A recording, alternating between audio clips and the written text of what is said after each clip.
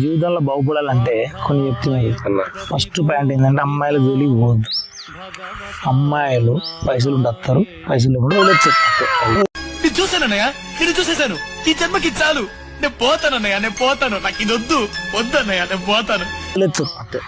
For example చెప్తా, Reliance వాడు బంకులో పని చేసేవాడు, కోట్లు సంపాదించాడు. నెక్స్ట్ రజనీకాంత్ ఉన్నాడు, బస్ కండక్టర్. కట్ చేస్తే పెద్ద సినిమా హీరో మన ఛాయ అమ్ముకున్న నరేంద్ర మోడీ. కట్ చేస్తే పిఎం. అందుకే అమ్మాయిల జోలికి పోవద్దు. అమ్మాయిలకి ఎంత దూరం ఉంటుంది.